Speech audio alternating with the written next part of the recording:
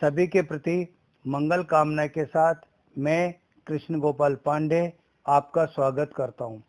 आज का विषय है कनकधारा स्तोत्र की रचना किसने की और क्यों की तथा कनकधारा स्तोत्र से संबंधित कथा कौन सी है।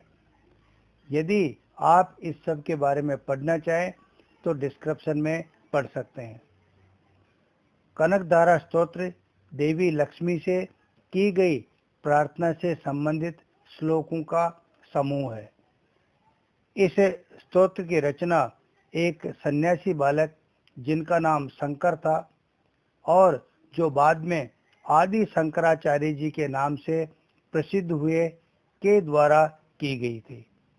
इस स्तोत्र की रचना के संबंध में एक कथा है जो इस प्रकार है। शंकर नामक एक सन्यासी बालक गुरु गृह की परंपरा के अनुसार भिक्षा मांगने के लिए एक सदग्रस्त लेकिन गरीब ब्राह्मण के घर पहुंच गए। उस ब्राह्मण के घर में भिक्षा देने के लिए कुछ भी नहीं था। ब्राह्मण की पत्नी इस गरीबी की स्थिति पर दुखी और लज्जित हुई, लेकिन वह बिना भिक्षा दिए किसी सन्यासी को अपने घर से नहीं जाने देना चाहती थी। इसलिए वह घर में रखे एक सूखे आंवले को लाई और आंसुओं से भरे नेत्रों और संकोच के साथ उस सन्यासी बालक को वह सूखा आंवला दे दिया। साक्षात शंकर स्वरूप बालक सन्यासी उस धर्मपरायण महिला की दीनता को देखकर बहुत द्रवित हो गए। उन्होंने तत्काल ही धन की देवी लक्ष्मी को संबोधित करते हुए एक स्तोत्र की रचना की। वही स्तोत्र कनकधारा स्तोत्र के नाम से विख्यात हुआ। इस स्तोत्र के द्वारा देवी लक्ष्मी से की गई प्रार्थना को सुनकर देवी लक्ष्मी प्रकट हुई और उनके आह्वान का कारण पूछा।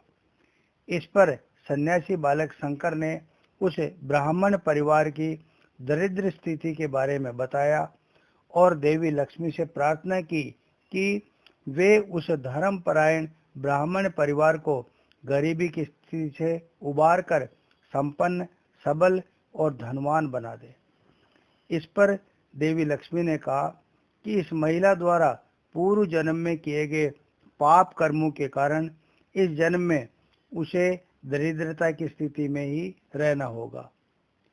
प्रत्युत्तर में सन्यासी बालक शंकर ने कहा कि चाहे इस महिला ने पूर्व जन्म में सदकर्म न किए हों, परंतु इस जन्म में यह महिला गरीब होते हुए भी दयालु हृदय वाली, अतिथि सत्कार के लिए तत्पर और सदकर्मों में लगी हुई है। इसके पास केवल आंवला था, वह भी उसने इस भाव के साथ मुझे दे दिया कि किसी सन्यासी को उसके घर से खाली हाथ कैसे जाने दें। केवल यह दयालुता का कार्य ही इसे संपन्नता का आशीर्वाद पाने की हकदार बना देता है।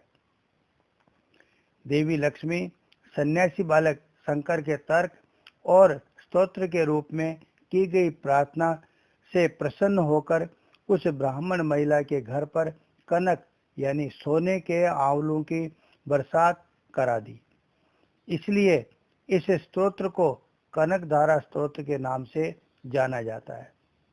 जो भी व्यक्ति भक्ति भाव से इस स्तोत्र का पाठ करता है तो वह निश्चित ही देवी लक्ष्मी की कृपा से धन धान्य से संपन्न हो जाता है।